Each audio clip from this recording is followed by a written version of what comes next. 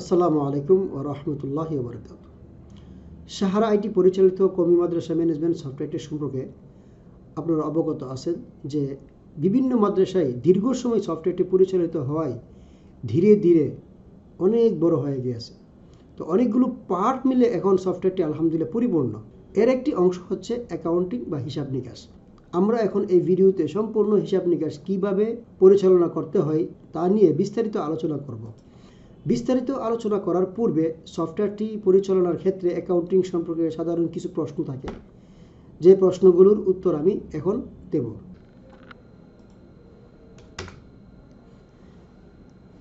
এক নম্বর প্রশ্ন হচ্ছে, আমি কি পারবো সফটওয়্যারের মাধ্যমে অ্যাকাউন্টিং করতে? অনেক হিসাবরক্ষক আছেন যারা দীর্ঘদিন ধরে মাদ্রাসায় কাজ করতেছেন এবং কম্পিউটার কাজ হালকা পাতলা জানেন। এখন ওনার ভিতরে একটা ভয় থাকে, আমি তো কম্পিউটার কাজ একটা বেশি ভালো জানি না, তাহলে আমি কি পারবো এই সফটওয়্যারের মাধ্যমে হিসাব নিকাশ করতে? আসলে এইখানে বইয়ের কোনো কিছু নাই, একদম সিম্পল এবং সহজ। কারণ খাতাপত্রের মধ্যে আপনি যে কাজটা করেন সেই কাজটা যদি আপনি করতে পারেন এত ঝামেলাপূর্ণ, তাহলে সফটওয়্যার তো আরও সহজ। একই জায়গার মধ্যে একই কাজ বারবার করবেন, সেটা বই পাওয়ার কোনো কিছু নেই। সাহস এবং চেষ্টা হলো ফার্স্ট। যার সাহস এবং চেষ্টা থাকবে তার কোনো ধরনের সমস্যা হবে না, কারণ আমাদের পক্ষ থেকে কিন্তু আমরা সর্বোত্তক সহযোগিতা করে থাকি। অতএব আপনার বই কিসের, আমরা যেহেতু আপনাদের পাশে আসি এবং যে কোনো প্রবলেম থাকলে আমরা সেটা দেখানোর চেষ্টা করব এবং এটাকে সলভ করার চেষ্টা করব। হয়তো পারে একটু লেন্দি হইতে পারে, যে এখন বলছেন আধা ঘন্টা 1 ঘন্টা লাগতে পারে, কিন্তু বিষয়টা তো আমরা সলভ করব। অতএব আপনার কোনো টেনশন নাই। 2 নম্বর বিষয় হচ্ছে কাজগুলো করতে কেমন সুবিধা বা সহজ হবে। যে কাজগুলো করতে কেমন সহজ হবে, দেখুন আপনি চিন্তা করুন, আপনি কি করেন। প্রথমে একটা শিক্ষার্থী আসলে ওই শিক্ষার্থী কোন জামাতের বা কোন ক্লাসের এবং ওই ক্লাসের ফি কত টাকা ধার্য আপনি, এবং তার কত টাকা বকেয়া আছে সেই বকেয়া খাতা আপনি দেখেন। তারপর আপনি গিয়ে কি করতেছেন, রসিদ কাটতেছেন। রসিদ কেটে আবার ওই টাকাটা লাস্টে ক্যাশের মধ্যে উঠানো হয় এবং দৈনিক যে ইনকাম আছে সেখানে উঠাতে বিভিন্ন কাজ করতে হয়। অথচ আপনি যখন সফটওয়্যার মাধ্যমে করবেন তখন ওই শিক্ষার্থীর জাস্ট আইডিটা দিয়ে এন্টার দেওয়ার সাথে সাথে কিন্তু তার সকল ডিটেলস চলে আসলো, একদম নাম, পিতার নাম, কোন জামাতে পড়ে এবং তার ছবি সহকারে সব কিছু কিন্তু আপনার সামনে চলে আসছে।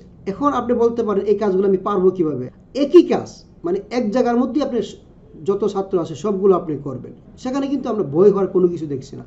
আমি আরেকটি কথা বলি, দেখুন মাদ্রাসার অ্যাকাউন্ট সেকশনের মধ্যে কিন্তু সবচেয়ে ঝামেলাপূর্ণ যে অংশটুকু আছে সেটা হচ্ছে শিক্ষার্থীর ফি কালেক্ট করা। যেমন ধরেন কিছু শিক্ষার্থী অগ্রিম টাকা দিবে, কারো একসাথে 3 মাসের টাকা দিবে, কেউ বকেয়া দিবে, সামনের কিছু দিবে, এবং কোন শিক্ষার্থী কত মাসের টাকা দিয়েছে এবং কার কত বকেয়া আছে, ক্লাস ভিত্তিক বকেয়া, আলাদা আলাদা বকেয়া, এই টাইপের যে ঝামেলাপূর্ণ কাজ আছে সেই কাজগুলো কিন্তু আপনার আমাদের সফটওয়্যার দিয়ে অত্যন্ত সহজে করতে পারবেন।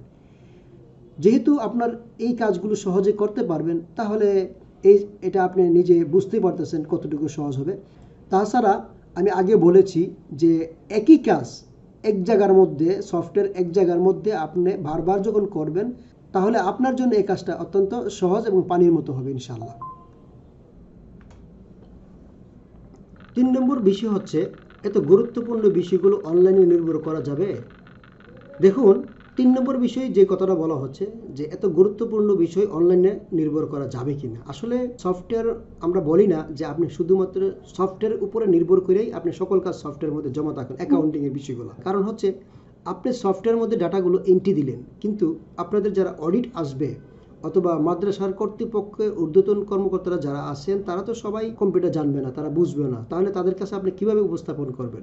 নিশ্চয়ই হার্ড কপি লাগবে। তো এই গুরুত্বপূর্ণ তথ্যগুলো অনলাইনে জমা হওয়া মানে আপনার কাজগুলোকে সহজ করা, এবং এই রিপোর্টগুলোকে বা আপনার যে কাজগুলো বিভিন্ন জায়গাতে শতবার একই যে কাজ বারবার করেন সেই কাজটা সহজ করে সে আপনাকে বানিয়ে দিবে। আপনি শুধুমাত্র প্রিন্ট করে ওই খাতার পরিবর্তে কাগজে রেখে দিবেন। মানে এখানে আমি একটা কথা বলে থাকি, আগে ছিল কলম আর কাগজ, এখন হচ্ছে কাগজ এবং প্রিন্টার। প্রিন্টার কি করবে, কালির মাধ্যমে কাগজের মধ্যে সে লিখে দিবে কম্পিউটার থেকে। সুতরাং পার্থক্য এতটুকুই, শুধু সফটওয়্যারটা আপনাকে সহজ করার জন্য আপনি ডাটাগুলো এন্ট্রি দিন, যে কাজগুলো কঠিন হইতো। সারাদিন আপনি কম্পিউটারের মধ্যে এন্ট্রি যা দিয়েছেন সেটা দিন শেষে রাত্রেবেলা ক্লোজিং করার সময় আপনি হিসাব নিকাশটা মেলানোর সময় প্রিন্ট করে কর্তৃপক্ষ স্বাক্ষরটা করে নিয়ে সব কিছু রেখে দিবেন। যেমনভাবে ব্যাংকগুলো কি করে তাদের সারাদিন ব্যাংক ট্রানজ্যাকশন করে, দিন শেষে তারা কিন্তু হিসাব মিলিয়ে ব্যাংক ত্যাগ করে। 4 নম্বর হচ্ছে খাতা বা কম্পিউটার। কাজ বেরো গেল না? এখানে একটা অনেকেই প্রশ্ন করেন যে আমি খাতাতে কাজ করব আবার কম্পিউটারে কাজ করব, বিষয়টা কীরকম দেখা যায় না? না, দেখুন আমরা বলি যখন সফটওয়্যার আপনি নেবেন তখন কিন্তু আপনার খাতার মধ্যে কাজ করার প্রয়োজন নেই, কারণ সব কিছু সফটওয়্যারের মাধ্যমেই করবেন। ওই খাতা, বড় বড় খাতা যেগুলো আছে কলম দিয়ে লেখেন, এগুলো এখন থেকে ছেড়ে দিবেন। আর সিস্টেম অনুসারে আমি প্রথম যে কাজটা বলি, পরামর্শটা দিয়ে থাকি, সফটওয়্যারটা নেওয়ার পর খাতা ছেড়ে দেওয়ার দরকার নাই। আপনি 1 মাস খাতা এবং কম্পিউটারের সাথে মিলিয়ে আপনি দেখুন যে সফটওয়্যার আপনাকে খাতার মতন কাজ দিচ্ছে কিনা। আপনি মিলিয়ে যখন এই কাজগুলো করবেন, এর মাঝে আপনি অনেক ভুল করবেন, অনেক কিছু বুঝবেন না, তখন আপনি কি করবেন, এটাকে শুধরিয়ে নিতে পারবেন এবং সঠিকভাবে কাজ করতে পারবেন। সর্বশেষ 1 মাস কাজ করার পর আপনি যখন অনুভব করবেন যে না এখন আমি সফটওয়্যার নির্ভর হতে পারি, তখন আপনি খাতাগুলো ছেড়ে দিবেন। আর খাতাগুলো ছেড়ে দিলে হার্ড কপির বিষয়টা তো আমি ইতিপূর্বে কিছুক্ষণ আগে সেখানে তো আপনাকে আমি বললামই। সুতরাং এখানে কাজ বাড়লো না, বরং অনেকটা কাজ আপনার কমে আসে। হ্যাঁ, যদি আপনি খাতা, আমি আবার বলতেছি, যদি খাতা আর কম্পিউটার করেন তাহলে অবশ্যই আপনার কাজ বেড়ে যাবে। যখন আপনি একটাই চলে আসবেন অনেকটা কাজ আপনার কমে যাবে ইনশাআল্লাহ। 5 নম্বর হচ্ছে হাতে কলমে যেভাবে করা হচ্ছে হুবহু কি সেরকম হবে? এখানে একটা কথা হচ্ছে যে ধরুন অনেকের কনফিউজ থাকতে পারেন, আমরা যেরকম নাকি আমাদের আদি সিস্টেমে বা পুরাতন সিস্টেমে আমরা একটা কাজ করে আসতেছি, হুবহু কি আপনার সফটওয়্যার এরকম কাজটা হবে কিনা? ভাই আসলে এই কথাটা আমি এরকম বলবো না, কারণ সফটওয়্যার তো সফটওয়্যার, সেখানে আপনি হাতে ম্যানুয়াল অনেকভাবে অগোছালোভাবে করেন, সে তো অগোছালো সিস্টেম সে নেবে না, তার মতন করে দেবে। তবে আপনার যে হিসাবগুলো সারাংশ যেটা আপনার পেয়ে থাকেন, ব্যালেন্স শিট, অটোমেটিকলি ইনকাম এক্সপেন্সেসের রিপোর্ট এবং বিভিন্ন লেজার ভিত্তিক রিপোর্ট, এইগুলো কিন্তু সে আপনাকে ঠিকই দিবে। হয়তো আপনি খাতার মধ্যে একটা সিস্টেমে করতেন আর এটা তার একটু চেঞ্জিং আছে, কিন্তু হিসাবেই দিন শেষে আপনি হিসাব হাতে যেভাবে মিলান, ঠিক কম্পিউটারে সেভাবেই আপনি হিসাবটা মিলাবেন। এই হচ্ছে কিছু গুরুত্বপূর্ণ প্রশ্ন, যে প্রশ্নগুলো সাধারণত আপনার ভিতরে জাগতে পারে অথবা অন্য সাধারণ যারা ব্যবহার করে তারা কিন্তু এই প্রশ্নগুলো করে থাকেন। এতক্ষণ আমরা জেনারেল কিছু কোশ্চেনের আনসার দিয়েছি, এখন আমরা অ্যাকাউন্টিংয়ের মূল বিষয় নিয়ে আলোচনা করব। দেখুন, মাদ্রাসাগুলো যেহেতু নন প্রফিটেবল অর্গানাইজেশন, একটা চ্যারিটি টাইপের, তাই ইন্ডাস্ট্রি লেভেলের যে লাভ লস হিসাব এবং অ্যাসেট লাইবিলিটি, ইনকাম এক্সপেন্স, এই টাইপের যে সিস্টেম আছে, আমরা ফুললি যে অ্যাকাউন্টিং সিস্টেম আছে আমরা কিন্তু ওই সিস্টেমে নিয়ে কাজ করব না। কওমি অঙ্গনের সাধারণ নিয়ম ফলো করে কিন্তু আমরা কাজগুলো করব। হঠাৎ করে যদি আমরা কোনো বড় ধরনের পরিবর্তন নিয়ে আসি, ইন্ডাস্ট্রি লেভেলের সিস্টেম নিয়ে এসে যদি আমরা কওমি অঙ্গনে দিয়ে দিই, তাহলে কিন্তু মাদ্রাসার মধ্যে আরও সমস্যার সৃষ্টি হবে। তো আমরা প্রথমত এই কাজটা করেছিলাম, একটা ইন্ডাস্ট্রি লেভেলের যে সিস্টেম আছে, ইন্টারন্যাশনাল সিস্টেম মেনটেন করে কিন্তু আমরা অ্যাকাউন্টিংটা করেছিলাম। কিন্তু পরবর্তীতে দেখা যাচ্ছে এই সিস্টেমটা যারা অ্যাকাউন্টিং ম্যানেজ করছে তারা কিন্তু একটা বিভ্রান্তির মধ্যে পড়ছে, কারণ তারা সারা জীবন একটা সিস্টেমে করে আসছে, হঠাৎ করে একটা বড় পরিবর্তন তাদের কাছে এই জিনিসটা কর্তৃপক্ষকে বোঝানো যাচ্ছে না। পরবর্তীতে আমরা সকল মাদ্রাসার অ্যাকাউন্টিংগুলো ইউটিলাইজ করে আমরা কি করলে ভালো হয় সাধারণ নিয়মে আমরা সেভাবেই কাজটা করেছি, যার কারণে আমাদের কওমি সফটওয়্যারটি কওমি অঙ্গনে আলহামদুলিল্লাহ জনপ্রিয়তা পেয়েছে। এতক্ষণ আমরা প্রাসঙ্গিক অপ্রাসঙ্গিক অনেক কথা বলেছি, এখন আমাদের মূল বিষয়ে ফিরে যাব। তো এখানে আমরা দেখতে পাচ্ছি জমা এবং খরচ।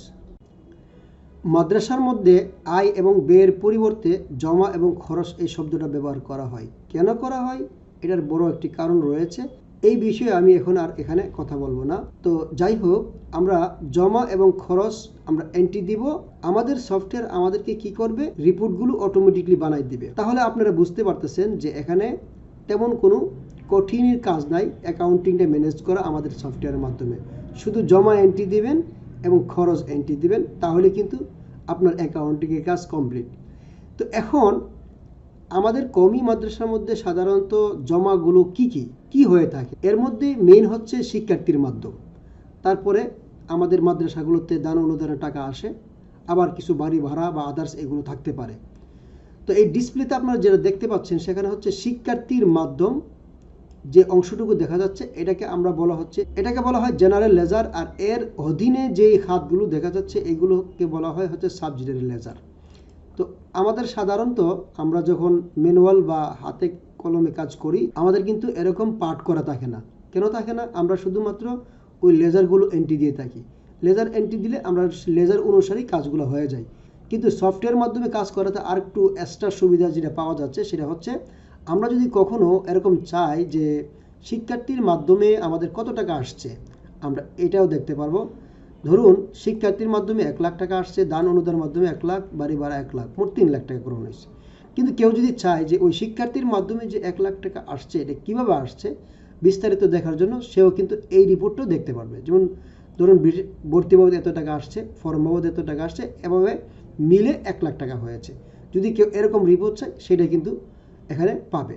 নিচে আমি এর একটি অংশ বা কিছু ভ্যালু দিয়ে আমি আপনাকে দেখিয়েছি। যেমন ধরুন শিক্ষার্থীর মাধ্যমে এই বিভিন্ন খাতে 22,700 টাকা দেখা যাচ্ছে। এইভাবে একটা সুন্দর রিপোর্ট তৈরি হয়ে যাবে আমাদের সফটওয়্যারের মধ্যে। তো সর্বপ্রথম আমাদের জমার যে শিক্ষার্থীর মাধ্যমে যে এন্ট্রি হয়, আমরা এই এন্ট্রি কিভাবে দিতে হয় আমরা এখন আমাদের সফটওয়্যারের মাধ্যমে এই জিনিসটা দেখব। আমরা সরাসরি চলে আসলাম আমাদের সফটওয়্যারের মধ্যে। সফটওয়্যারের বাম পাশে অ্যাকাউন্টিং যে মেনু আছে, সেই মেনুর অধীনে আমরা জমা খরচ নামে একটা অপশন পাবো, সেখানে ক্লিক করব। সেখানে ক্লিক করার পর আমরা দেখতে পাচ্ছি এখানে অনেক ধরনের অপশন রয়েছে। তো এই জায়গার মধ্যে সর্বপ্রথম যেটা হচ্ছে ফান্ড, অর্থাৎ আমরা কিন্তু কমিমাদের সাথে সাধারণত বিভিন্ন ফান্ডে আয় ব্যয় করি। যদি মসজিদ ফান্ড হয় তাহলে মসজিদ ফান্ডের আয় ব্যয়, সাধারণ ফান্ড হয় তাহলে সাধারণ ফান্ডের আয় ব্যয়, এরকমভাবে পার্ট বাই পার্ট করা যায়।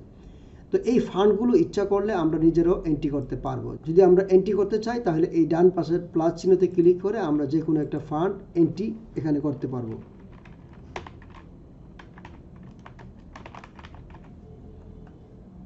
আমি এমনি একটা নাম দিলাম নতুন ফান্ড। দেখা যাচ্ছে আমাদের এখানে কিন্তু এই নতুন ফান্ড নামে একটা ফান্ড এন্ট্রি হয়ে গেছে। এখন এই নতুন ফান্ডের অধীনে কিন্তু জমার কোনো কিছু আমরা জেনারেল লেজার এন্ট্রি করি নাই, আবার খরচও এন্ট্রি করি না, যার কারণে খালি আছে। আর এখানে সাধারণ ফান্ডের অধীনে আগে আমাদের জমা কিছু জেনারেল লেজার এন্ট্রি করা ছিল আর খরচও কিছু এন্ট্রি করা ছিল। তো সুতরাং আমরা সর্বপ্রথম যেহেতু জমা নিয়ে আলোচনা করতেছি, এখন আমরা জমা নিয়েই দেখব।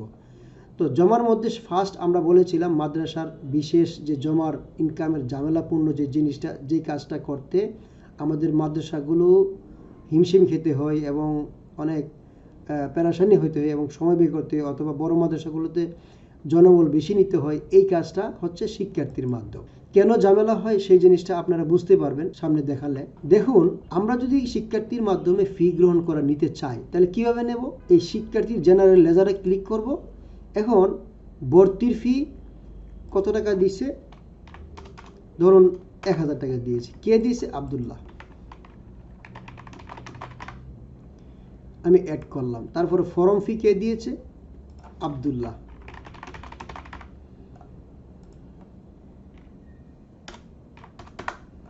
অ্যাড করলাম। এভাবে খাবার বিল কত টাকা আব্দুল্লাহ দিয়েছে? ধরুন 1500 টাকা।